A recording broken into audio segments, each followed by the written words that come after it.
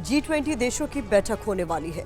वैसे तो G20 देशों के नेता दुनिया की अर्थव्यवस्था को आगे बढ़ाने के मकसद से मिलते हैं, लेकिन रूस यूक्रेन युद्ध की वजह से इस बार माहौल कुछ अलग है।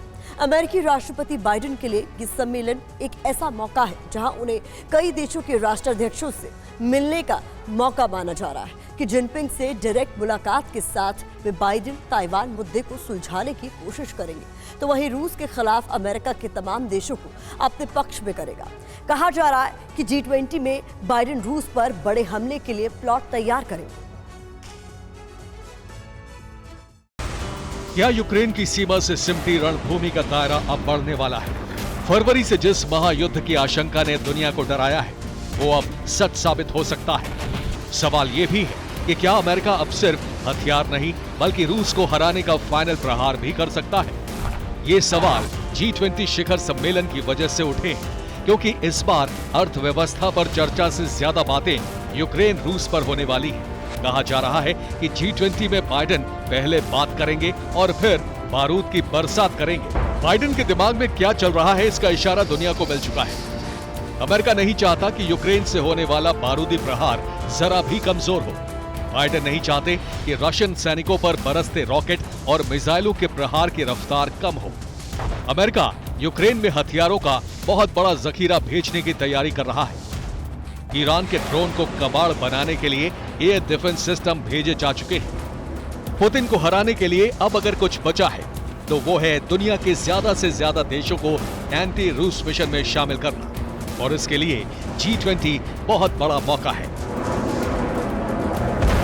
चीन, रूस और नॉर्थ कोरिया अमेरिका के लिए चैलेंज है। चीन के राष्ट्रपति से बाइडेन आमने सामने मुलाकात करेंगे। नॉर्थ कोरिया को काबू करने की जिम्मेदारी जिनपिंग को देंगे। रूस के खिलाफ एक्शन प्लान के लिए कई देशों को भरोसे मिलेंगे। अमेरिका के साथ नेटो देश पहले से है, लेकिन खतरा अब रूस यूरोप पर हमले का है। ऐसे में बाइडेन खास तौर से नेटो से अलग देशों के साथ रूस पर चर्चा कर सकते हैं और एंटी रूस गुट को मजबूत कर सकते हैं। G20 में अमेरिका और पश्चिमी देशों के मकसद का अंदाजा पुतिन को भी है।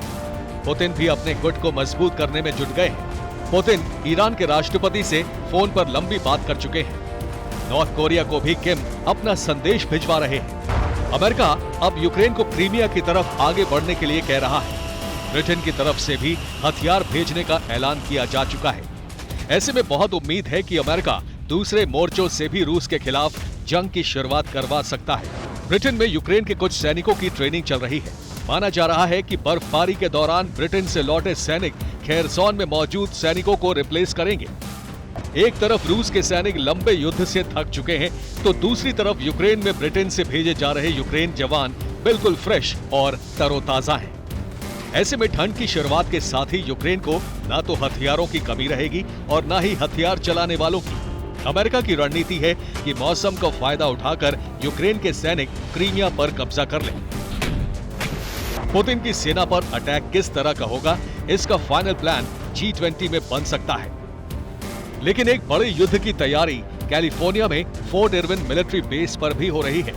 यहाँ अमेरिका, ब्रिटेन और ऑस्ट्रेलिया की सेना एक साथ वॉर एक्सरसाइज कर रही है। ये युद्धाभ्यास वर्ल्ड वॉर का सिग्नल है, क्योंकि वॉर प्रैक्टिस का मकसद ही रूस की सेना को परास्त करने का अभ्यास है। ये पहली ऐसी वॉर ड्रिल है जो किसी विशेष देश यानी रूस पर हमले के लिए की जा रही है, जिसमें अमेरिका, ब्रिटेन और ऑस्ट्रेलिया के 4,500 सैनिक हिस्सा ले रहे हैं।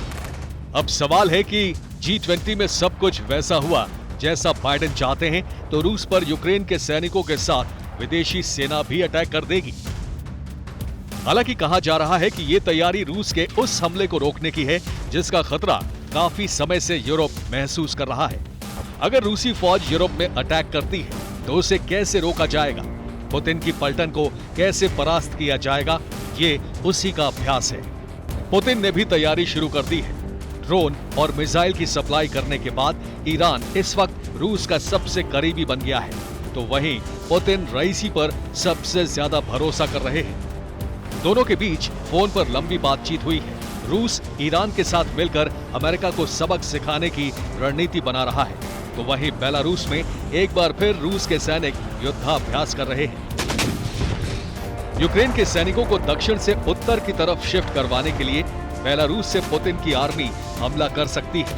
दूसरी तरफ किम जोंग भी पुतिन के खेमे के सबसे खूंखार योद्धा हैं। किम लगातार अपनी मिसाइलों की शक्ति दिखाकर अमेरिका को चुनौती दे रहा है। माना जा रहा है कि चीन भले ही रूस का साथ ना दे, लेकिन नॉर्थ कोरिया, ईरान और सीरिया की मदद से पुतिन यूक्रेन का युद्ध का दायरा अमेरिका, ब्रिटेन तक बढ़ा सकते हैं। Bureau report, TV9 Bharatvarsh.